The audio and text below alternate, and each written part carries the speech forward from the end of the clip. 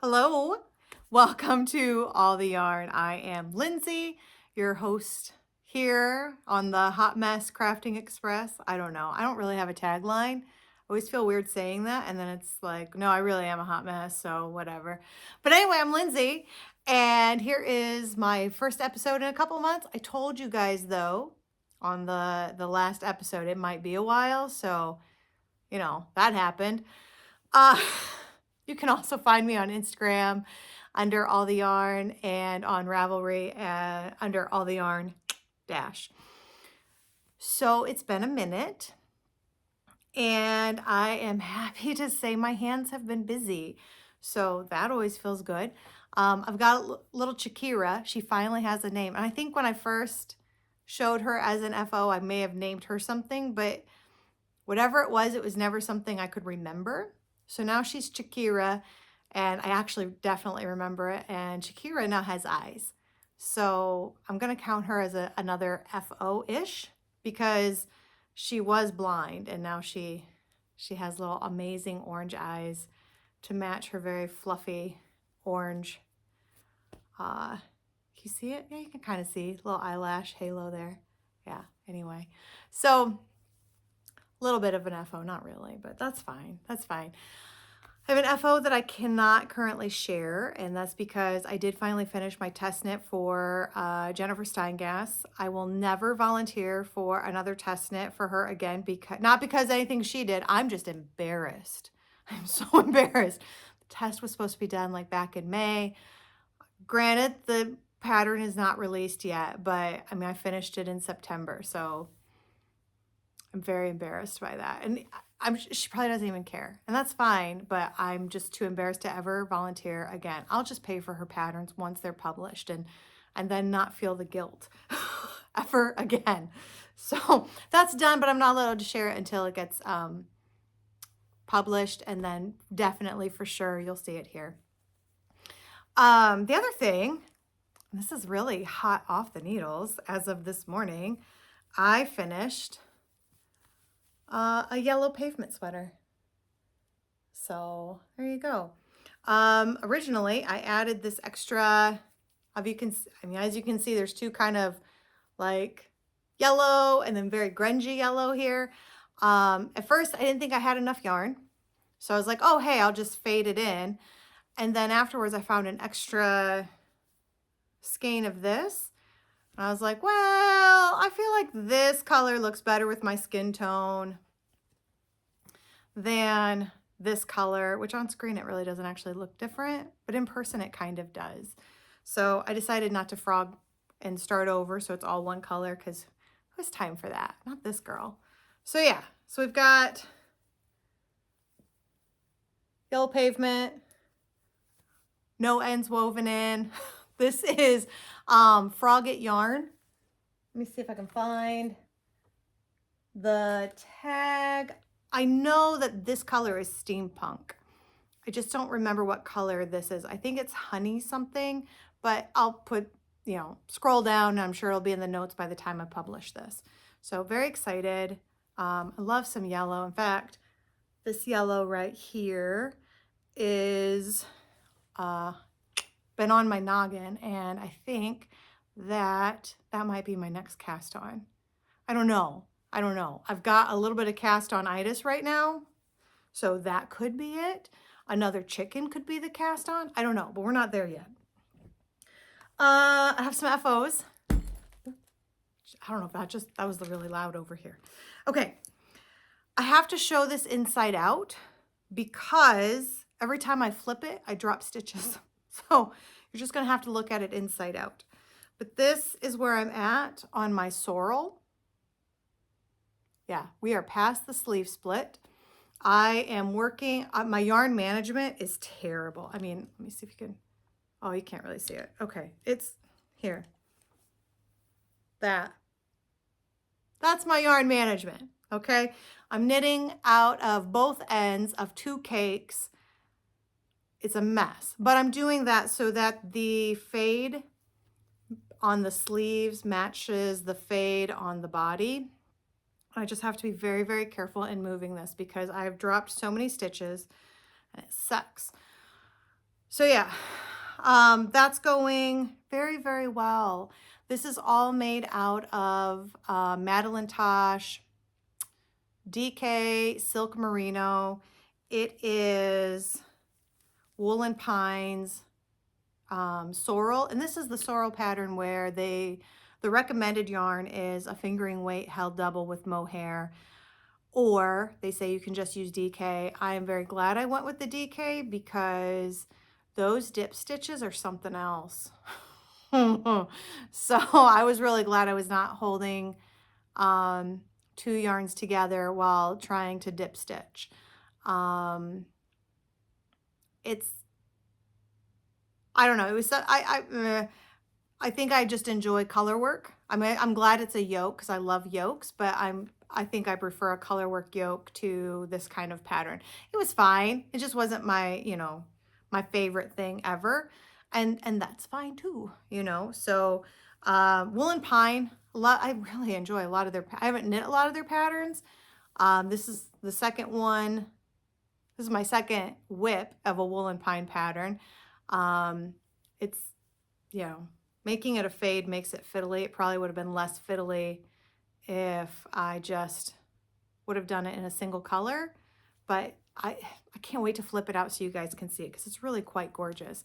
And the Madelinetosh, I'll try to find the colorways, but this is one where Simply Socks like had a big box of them and I was just grabbing, and some of them are actual Madelinetosh colorways and some of them were mill ends. So, you know, I've just put together a fade. I have another Madelinetosh fade out of their Silk Merino, kind of same thing, where it's a big box. I'm just kind of put something together. So I'm excited. It's definitely my kind of colors. Just wait, because it's going to get to that really deep inky blue, which I love. So I'm very excited to keep working on that, even though it is fiddly. What do you do? I haven't had a faded sweater that was quite that fiddly in a long time, and it's kind of, you know, it's always a little pain to knit, but I always find it's worth it. I like a good fade. The other thing, you guys ready for this? All right, before I show this, you have to understand there's a story. I have a cousin, and for anybody that's really into genealogy, you're going to appreciate that I know this. She is a first cousin once removed, which means she's actually first cousins with my dad, and then she's once removed because I am in a different generation as my dad. So she's a first cousin once removed. She is a very, very kind person. She's one of my favorite, very extended family. I don't get to see her very often, but when we do, we always have a very good time, despite that she's, you know, 30 plus years older than I am. We still have a really good time. We enjoy hanging out with her and her husband. Her husband takes my husband and my boys fishing a lot. So just very good family, extended family. So you don't get to see them very often, but when you do, you just know going into it, it's going to be a good time. And so years ago, we were both knitting in her living room. She, at the time, I think, and this is like many years ago, so and when I say many, I'm gonna guess it might have been something like 6 to 8 years ago. We were knitting together and she was just kind of getting into it. Well, fast forward to, I believe, last summer, she was on vacation and went into a knitting store and she bought a sweater kit. But plot twist, she had stopped knitting years ago.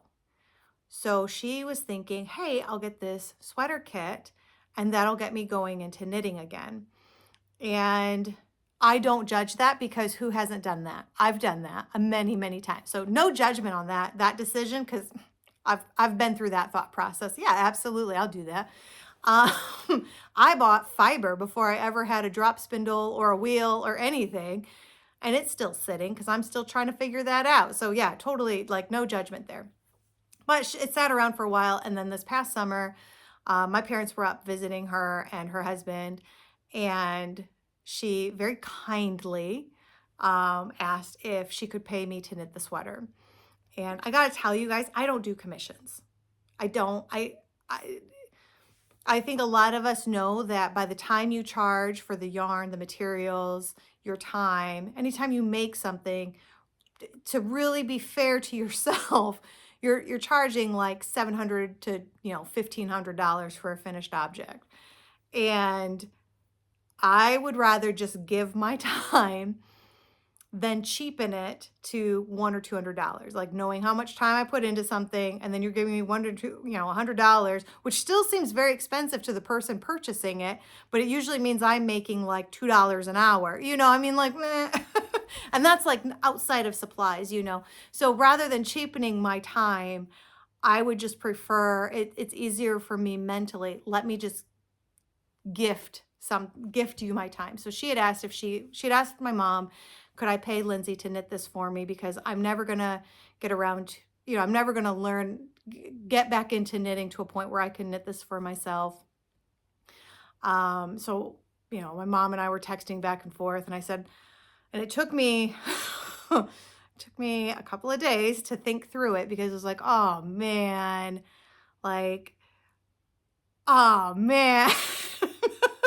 because I know what my commitment level is in saying yes. So I did not want to just be like, oh yeah, sure. I was like, oh, I really like her. Very few people would I agree to do this for. Very, very few. That is a very short list out of the billions of people on this planet that they would choose the pattern and the yarn, and I would knit it without any, I just have to do it. But I went ahead and said yes. So when my mom and dad got back home, she gave me the kit. It is not a pattern I would choose.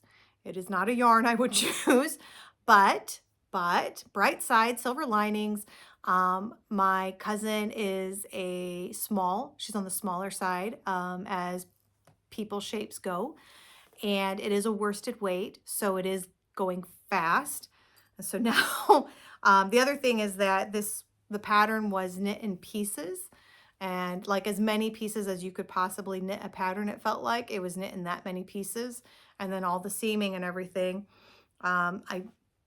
Thankfully, I have been knitting long enough that I was able to modify the pattern so that I am greatly reducing, if not completely eliminating, all of the seaming. So I was like, oh, I'm glad she asked me now versus 5 or 6 years ago when I maybe wouldn't have known how to do all of that. So that another silver lining. It's like, okay, at least I have the skills that I can make this go a lot faster if I do things this way, a little less painful if I do things this way. It's not bad. So it's the color shows up beautifully here. So yeah, it's a very soft, pale pink. I could not tell you the brand. I think it's Louisa Harding, and it's some kind of cotton. It's a cabled cardigan, so I'm going back and forth, and we're making it work, guys. That's the big.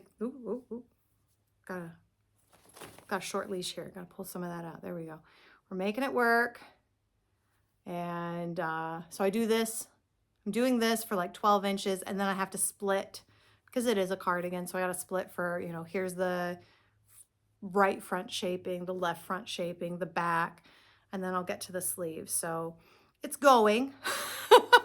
I was at the Sauder's Fiber Fest this past weekend, and that's when I cast this on and, started going to it. And I got to tell you, knitting friends, well, not even knitting friends, fiber friends are really just amazing, amazing people.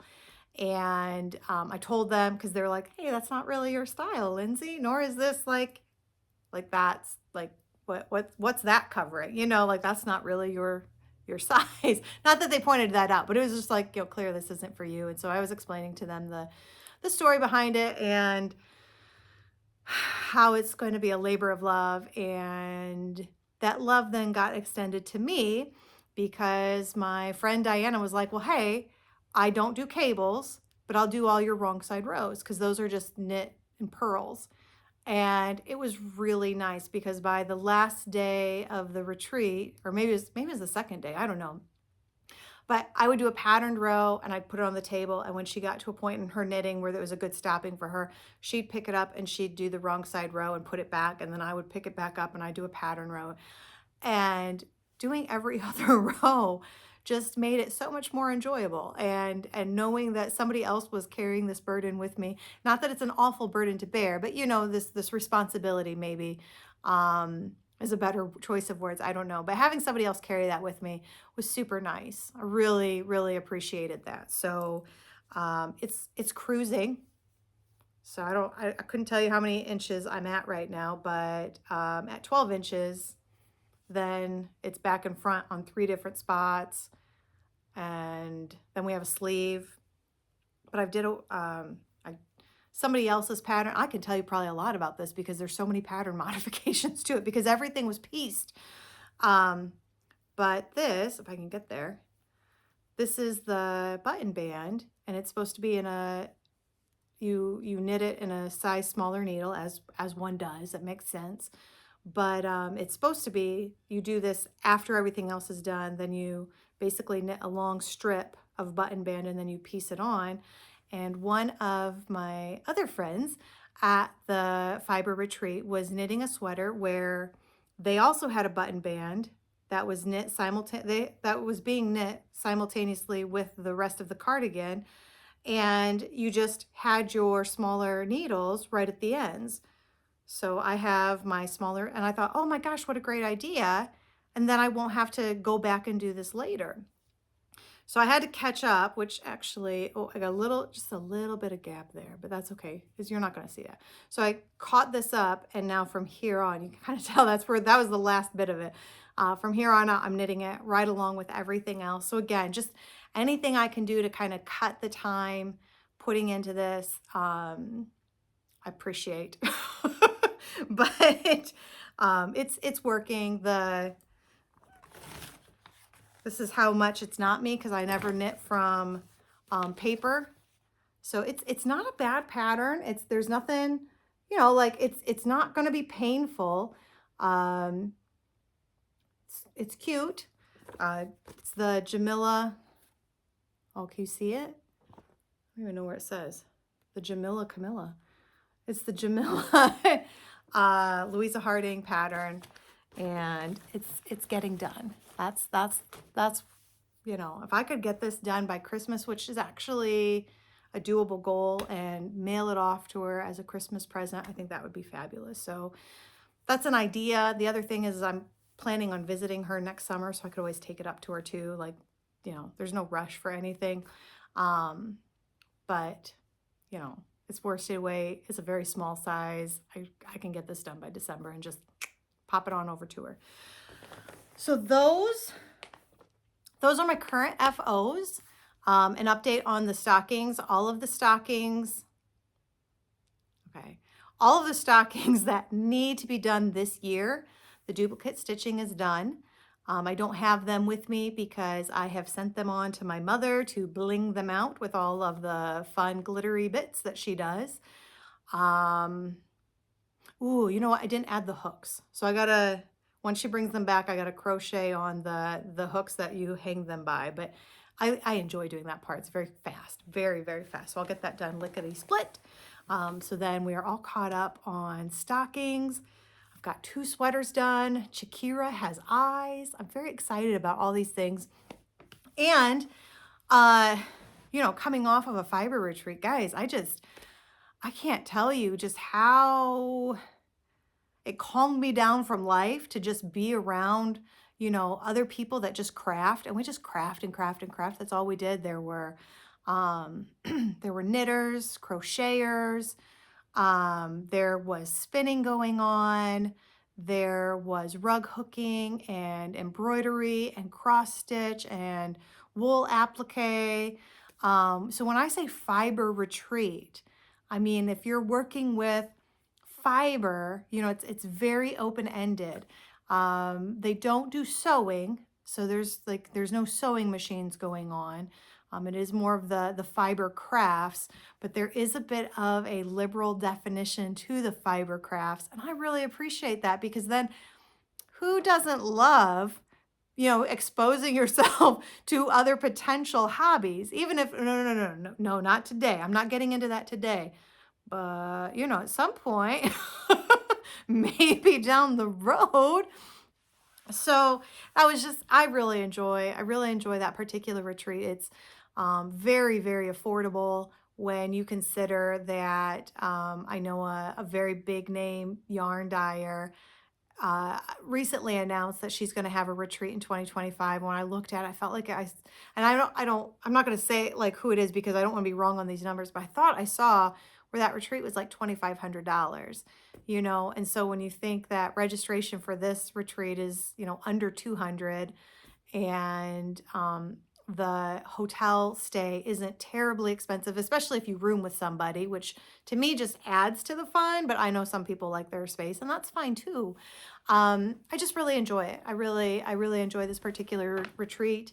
Unfortunately, I walked away with a lot of cast-on-itis. I want to make another chicken immediately.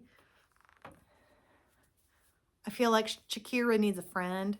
So I want to get one of those on.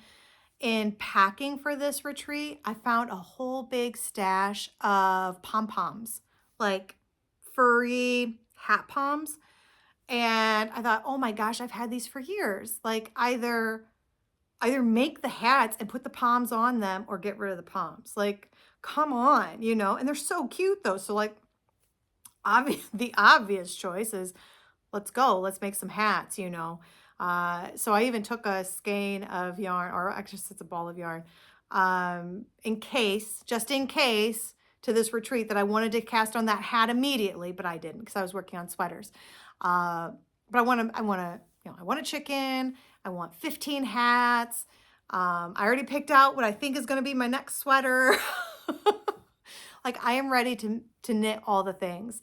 Not only that, but I'm borrowing someone's spinning wheel, and I've been borrowing it for several years now, and I'd gotten pretty decent at it, and then I stopped.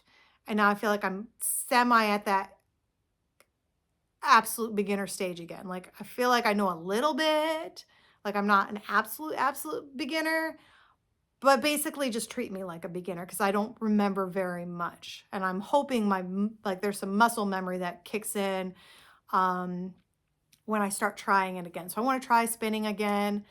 I am so ready to warp my loom. Yeah, I'm really ready for that. When my loom is warped, I am going to town weaving. And then when I'm done with the project or projects, then it sits until I warp it again. And I'm like, oh, I'm ready to warp some. I'm ready to knock something out, So there's just, if you're struggling with your mojo, if your mojo is already, full speed ahead, I highly, highly recommend going to some kind of retreat. It doesn't have to be this one, but highly recommend going to a retreat to just, really immerse yourself in a craft. I mean, it's just fun. I will say that the registration is already open for the February retreat at Sauder's, and I will link that below as well. So if anybody wants to get in on it early, it hasn't sold out since before COVID, but the numbers keep growing. So you never want to, you'd hate to sign up a little bit late and then get waitlisted or something. So it's not been a problem since COVID, but definitely the year, actually it was February of 2020. So right before everything shut down, it sold out that year. And then kind of like a lot of different things, it's kind of been rebuilding since. So that is open if you want to hang out with me for a weekend. I'm always up for making more fiber friends. So there is, just so you know, there is an unofficial emotional support chicken knit along. So if you want to come, you don't have to bring a chicken, but if you do, you can get in on the group picture of everybody that joined the emotional support chicken knit along. So that's kind of it.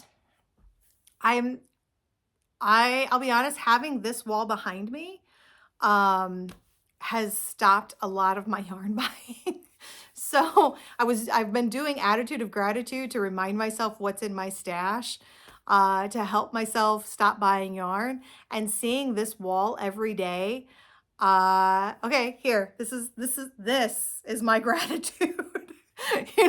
Like it's so hard to buy yarn when you see this staring at you. This is the wall I look at when I'm working from home. So I see it a lot and I'm just constantly reminded I've got enough yarn. I don't need any more. I did recently there because a lot of these are my sweater quantities. So every time I make a sweater, then there's a hole. So I did recently restock behind me so that there are no holes. And I could do that for quite a while yet. So no judgment, no shame.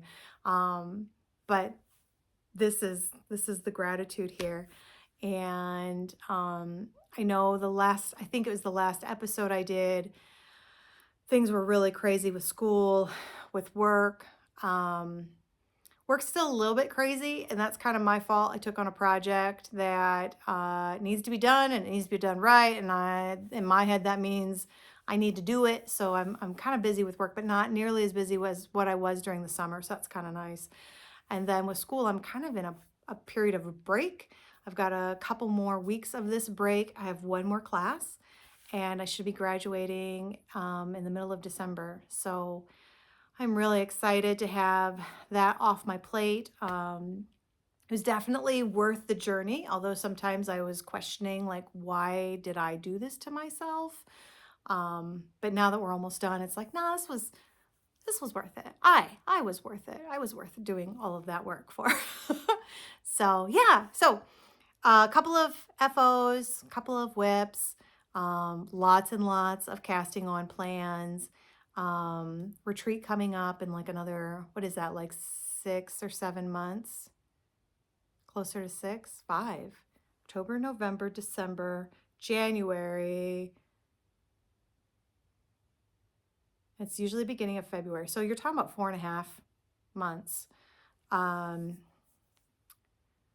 that the next knitting retreat is in, which is not very far away.